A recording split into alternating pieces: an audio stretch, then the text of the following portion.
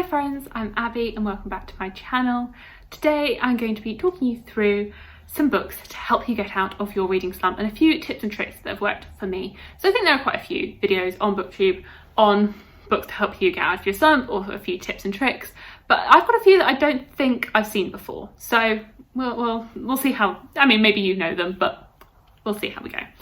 So I've titled this Slump-Busters. I think my friend Sam came up with the title, but I just loved it. So the books that are slump-busters, they're busting you out of that slump.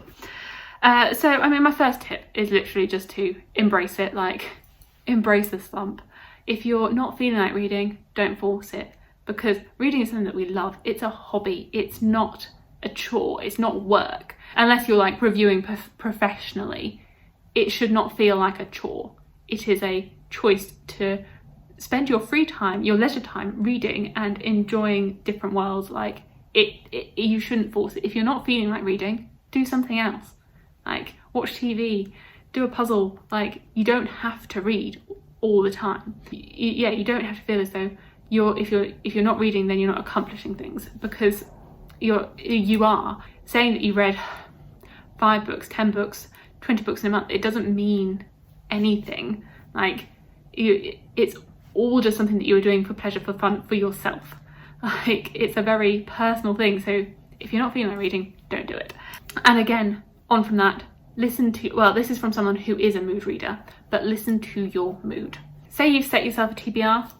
You said, oh, I'm going to be reading XYZ this month, and you're feeling really slumpy. It's probably because you're feeling as, well, it might be because you are feeling as though you are forcing yourself to read books that you don't necessarily want to read at that time. And potentially, if you just threw that TBR out the window and looked at all the books that you own, you might go, actually, I really want to read that book instead. It may be off left field, it may not have been in your plans, but I say if you're feeling slumpy, embrace it. Embrace whatever book is calling to you. You might have thought, oh, I really wanted to read that in 3 months' time. I had plans for that. But reading is meant to be fun. It's not meant to be planned and structured. I mean, for some people, that's what works for you. But I'd say just embrace it and embrace the fun. Like, I have definitely read books that I'd thought, oh, well, I'm not planning to read this now, but I'm feeling like it, so that's what I'm going to do. And I've definitely like not done buddy reads, and I've not done like things like that just because my mood is not feeling it. And I just say, just don't force it. Like, don't force a book, because you're probably gonna end up not enjoying it. And then what was the point in that? What was the point in forcing yourself through a book just for a video, or because your friends are reading it, like, or because you put it on a TBR? Just enjoy some freedom of being able to throw things out the window as and when you feel like it. I mean, I felt like it in March. Like in March, I had both my reading in French for a week vlog, I had my sci-fi vlog, and so I felt as though I was like structured into doing that, and that's why they took me so long to do. Like, I think I started them like ages before I put them up, because I knew that if I was saying all this week I'm going to read sci-fi books, it wouldn't go well. And so I literally put them in between loads of other books that I was mood reading, and just so that I could like not feel too forced into it. And even then after that, like, I've literally been mood reading completely ever since, because I was like, there was too much structure. It was too much structure. I mean, quite a common tip is reread your favourite.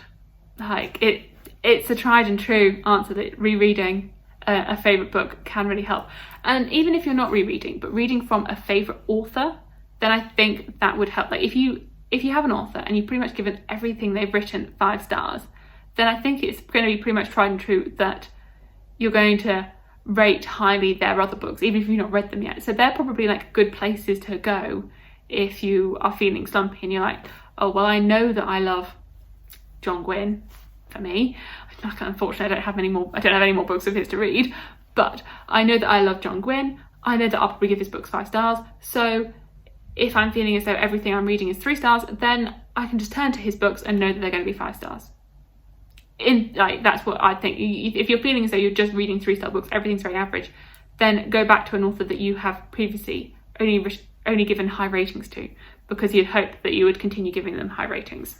Additionally, I'd say just try a different format. Like, just try something new, try something different. If you generally read fantasy, maybe try reading a contemporary. Like, I find that contemporary romances are really quick and easy to read. Like, they're very compelling, and you don't have the world building. It doesn't involve that much brain power. And for me, like, going to that different genre is really, it just sparks it, and you're like, okay, back into it. I mean, sometimes I do just want to read fantasy. Like, I do pretty much all the time want to read fantasy, but sometimes just breaking away from that. And the same with like format. Like, I recently read the Current novellas by PJ Clark, and I found that these were amazing for me to get out of my reading slump because they were novellas. And so novellas are like my top tip that I've discovered now for getting out of reading slump, because you feel so accomplished.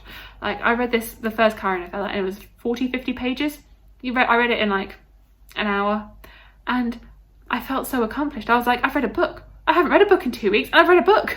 And you're like, okay, I know it's only 40-50 pages, but that sense of satisfaction of being like, I read a book, I enjoyed it, I finished it, I finished a book. So instead of thinking, oh my god, this book is so daunting, it's 400 pages, it's 500 pages, reading novellas, because, you know, you can read 100 pages pretty quickly, and it's done, it's finished.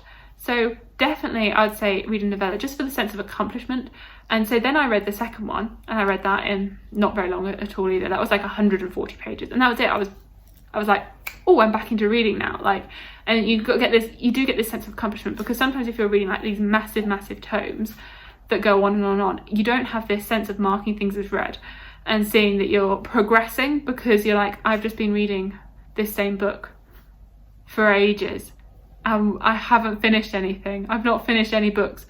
But being able to like read a 100-page novella, you can suddenly go, oh, it's done, finished, back into your groove. So yeah, I'd definitely say reading short books, novellas, just those as a whole are really good for getting out of slumps. And they've definitely really helped me as well. I mean, like, whether that's a novella, maybe I don't really read graphic novels, but maybe graphic novels as well, like, they're probably really good for helping you get out of slumps because of how short and quick and easy they are to read, because you can read them in like nothing. You can read them so quickly. So I'd definitely suggest graphic novels as well. Another tip I have is audiobooks. I mean, and not necessarily like listening to the audiobook by itself, but if you do immersion reading where you read the book and have the audiobook at the same time, and this may just be me, but like if I'm reading a book, I generally have to get to the next chapter. Like, I generally have to finish on the chapter. But occasionally when I'm reading a book, like, you know, you're really tired and you see the page break and you're like, oh, it's okay, it's fine, I'll stop there, it's fine, the bookmark's going in, I'm too tired. But when I'm reading an audiobook, I have this compulsion to get to the end of the chapter. I cannot stop an audiobook mid-chapter. I just cannot do it. I have to get to the chapter end.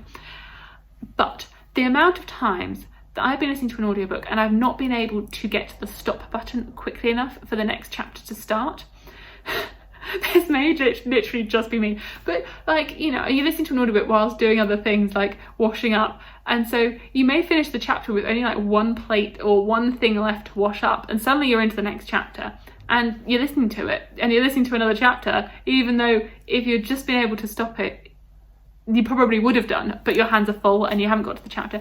And the same with like immersion reading. Like, it's so easy for me to be like going along and you're reading and then suddenly the next chapter's already started, especially because I generally listen, especially if I'm reading alongside the audiobook. I'll have it on like 2.5-3 times speed, because then it's matching where my head is at, but it will end up going ahead, especially if you're having to turn the page. And so I can't get to like the stop button, and then you're like, well, it's already started now. And I have this thing as well about going back in audiobooks. Like, I don't know what it is. Like, generally, if I'm reading a book physically and I'm thinking, oh, I might stop, oh, I might just read the first sentence of the next chapter just to see how I feel, but I can easily like happily put a bookmark in. Whereas if the audiobook has read like even the first word of that chapter, I'm like, we've committed now, we're going for it. So just because I'm so slow at pressing the button to stop it, that is why I would suggest like doing something with audiobooks. I don't know, I may be alone in that, but like I think they're quite good for like keeping you to keep reading, just because I struggle to hit the stop button quickly enough. So those are a few like random tips for if you are trying to get out of a slump. Hopefully they work for you. Hopefully you might give them a try. I don't know. I mean, yeah, there's quite a few like tried and tested ones, but those are my suggestions. And then some books that have helped me. I've already talked about the Cairo novellas by P.J. Clarke. I found them really quick and easy to read, really compelling. Like another novella that I really enjoyed recently was The Test by Sylvain Novelle. Like I think I read that in a sitting. Like you can read them in sittings as well, which just make novellas so quick and easy to read. And I'd strongly suggest them if you're in a slump. Another book, I think I read it not alongside the Cairo novellas, but around the same time as them, was The Bridge Kingdom by Danielle L. Jensen. And like I read this duology, and it's a fantasy romance, which again is, for me, I find it is a very compulsive genre that I don't want to put them down. Like I just want to keep reading because I want to find out what's going to happen.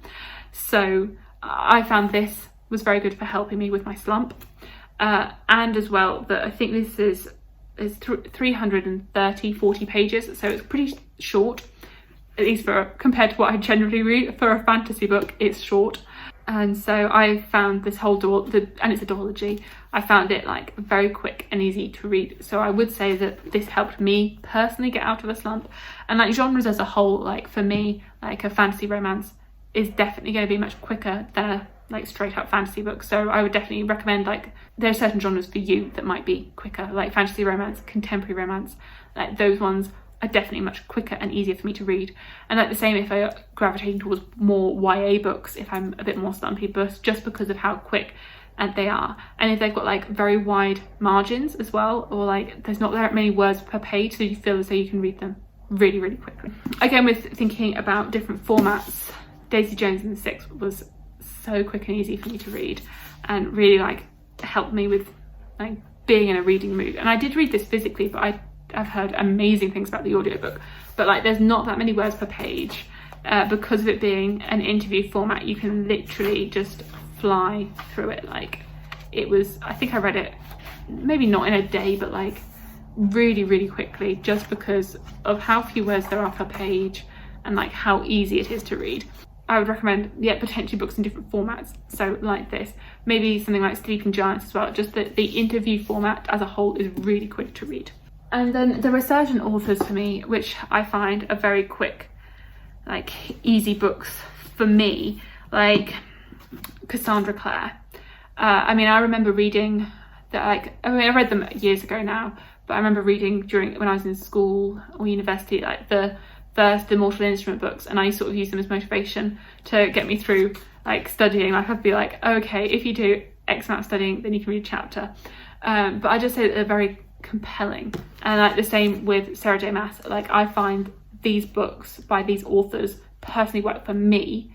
They might not work for everyone, but I find this sort of writing style is very compelling for me, and like what goes on with these characters and the way that these are written just completely engage me to keep going.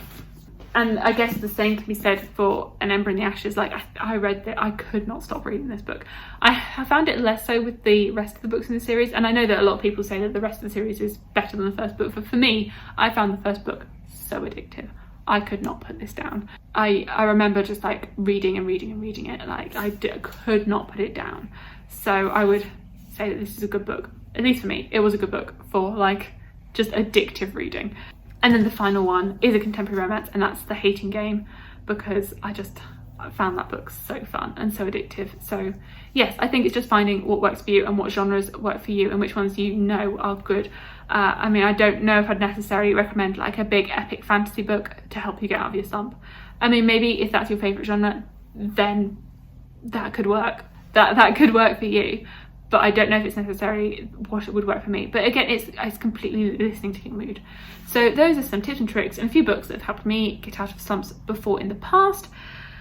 So let me know if you have any other tips and tricks that you want to share. Thank you so much for watching. Please like, comment and subscribe, and I will see you in my future videos. Bye!